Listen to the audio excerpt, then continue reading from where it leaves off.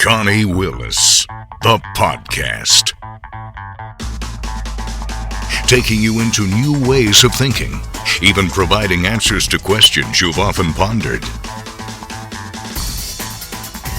Connie Willis, the podcast. This is a Connie Willis exclusive. Whistleblower. What you're about to hear has never been heard anywhere else. This is Connie Willis, the podcast. Connie Willis here with an exclusive, talking with private military government contractor and U.S. Navy Special Warfare veteran Robert Treat. This is where I had asked him, you had quit school, is that right? I did, and I was a homeless teenager. This was wintertime in Oklahoma, and I was walking down the street, and it was cold, and this Marine recruiter, I was walking past a strip mall that happened to have an armed forces recruiting station. And this Marine recruiter, he was like, "Hey, kid, you want to come in, get a cup of coffee, warm up?" I thought he was just being nice. Naive 17-year-old, I didn't know recruiter tactics. So I went in and sat down and had my coffee and a Danish, and I was grateful for that. And he asked if I thought about joining the military. I said, thought about it. And he's like, "Well, would you like to take the test and see if you qualify?" And I love taking tests, so I was like, "Yeah, sure."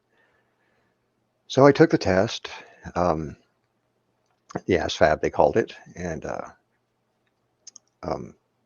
went about my business for the night. He actually, put me up at his house for a few nights, and we got my test results back. And I went down to the office to find out what my test results were.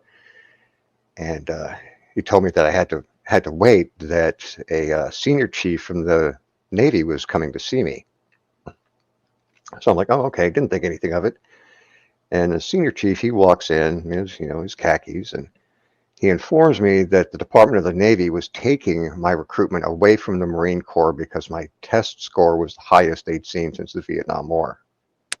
And I was just, okay, like, fine. So a week later, I was off to Great Lakes, the Naval Training Center in Great Lakes, Illinois, just outside Chicago. And that was that.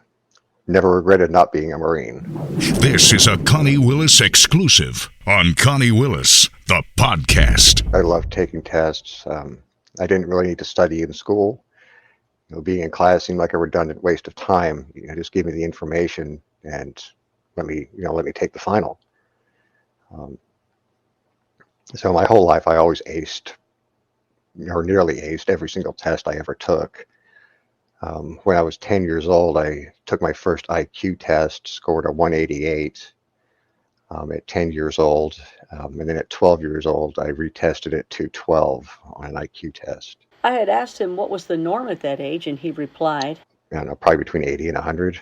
From there, I asked him about his birth, which was quite interesting. Well, the circumstances around my birth, my childhood, I've had an extremely bizarre life. And frankly, to most people, it's unbelievable. And I don't blame them for thinking that. The story, as I found out, and it took a while to get all of the pieces, a lot of investigation work. My mother, she was a bartender. This is my biological mother. And she was a bartender in the East Texas area. And she was working at this private club. This was back when Houston was called Baghdad on the Bayou, right? And there were all kinds of things going on here. This was even the central hub of, the whole Operation Mongoose that led to Kennedy's assassination. Everything was CIA, Schlumberger tools. All of these companies were just involved. The CIA was just having a free-for-all big party down this part of the country. Well, my mother worked at this private club that was not open to the public down in the Bayou area. And the manager of the club, I can't remember his name, she did tell me, this big guy. Well, one day these 6 gentlemen showed up, and the manager of the bar ordered everybody out of the club when they arrived. And they started becoming regulars there. And I got to say, at this time, my mother was married, right? That's an important part of the story. She was married.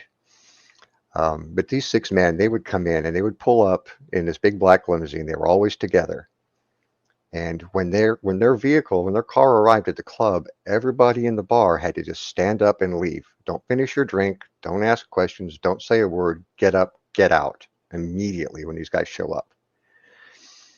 Well, the bar manager, he became very uncomfortable with this because of who they were. They all wore black suits. They all looked the same. They all dressed the same. And they all spoke with what she told me was either a British or Australian accent. And they never referred to each other by name, only by numbers. Well, he resigned, he quit, and my mother was promoted to manager. Well, she ended up having an affair with one of these men and became pregnant with me. Well, her husband didn't like that, obviously. So she left home. She left Houston and went to stay with her sister in Anchorage, Alaska, where she came full term with me. And she'd put an ad in the paper in the classified section before I was born, putting me up for sale, like prearranging a sale. And she sold me for $10,000 plus medical expenses to an oil driller and his wife because they couldn't have children of their own. It may have been illegal. I don't know. This was 1969, so things were a little looser and maybe even more so up in Alaska. But I was adopted right out of the womb. She gave birth to me. They took me away straight away. Now, this is where the story goes completely wrong. The nurse that was on duty that night that took custody of me did not put me in the nursery with the other babies, which was pretty much standard practice. They didn't want the mother finding me, changing her mind, and reneging on the sale or the transfer of title. So the nurse, she put me down in the basement in a small, what was described to me as a utility closet adjacent to the boiler room. Well, that night she either got fired or quit, but she was no longer at the hospital, and she had not told anybody where she put me.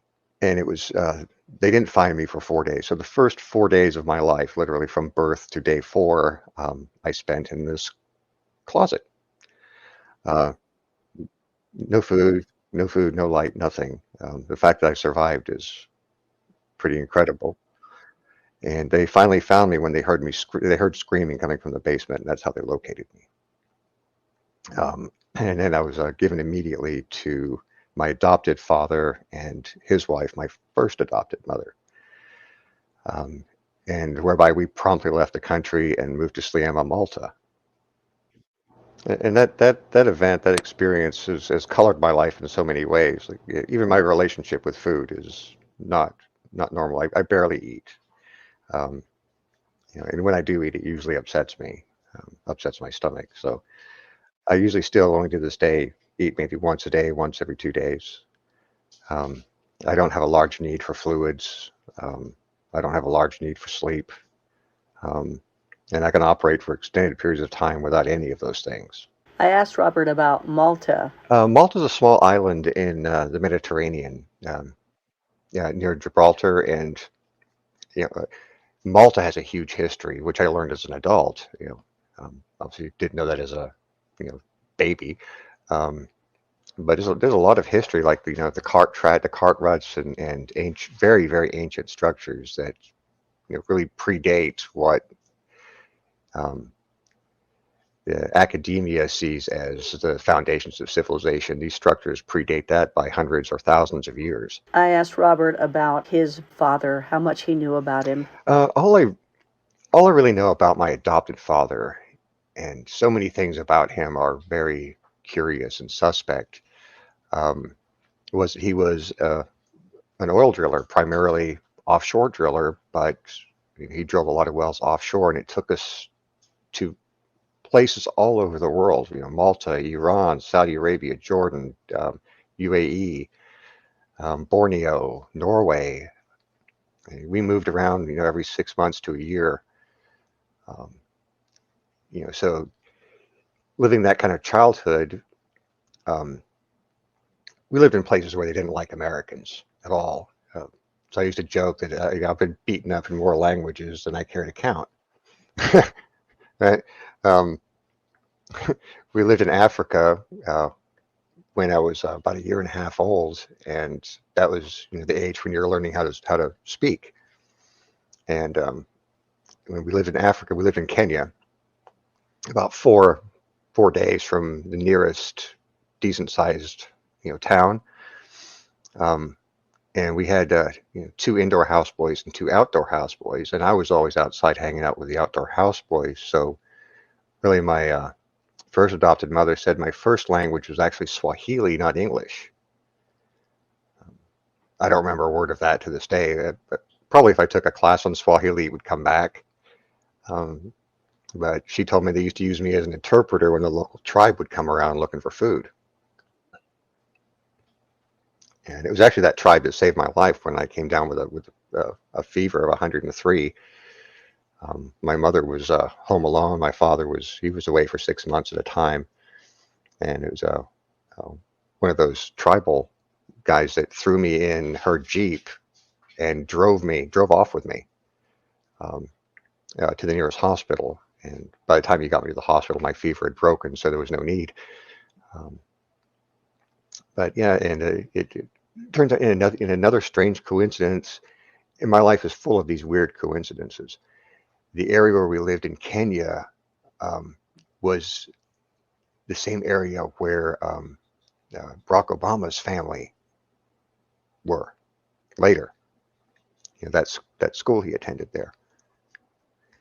And I was born in the '60s in Alaska. One of the peaks of the UFO things there. Then there's Malta. Then we lived in Iran for a couple of years, in Tehran during the Islamic Revolution. And so I was there during the famous 1976 incident where the Iranian Air Force engaged and fired upon a UFO, or tried to fire upon a UFO. One of the most famous stories. So a lot of these big things, I just happened to be there as a child when these things happened. It's like everywhere I went, there was some UFO or alien activity going on. Unbeknownst to me then, but as an adult hearing about it, I was like, hey, I was there in '76. That's Lila. That one's Harley. Yeah, I've got 2 huskies and a pit bull, and the huskies are talkers. It's they're gonna run their mouth. Pit bull's name is Sheila. She's a little stray. What you just heard has never been heard anywhere else. This is Connie Willis, the podcast. Informant. Learn more about Connie, her guests, and be sure to join her private membership shows, Blue Rock Talk and Connie After Dark, at ConnieWillis.com. Whistleblower.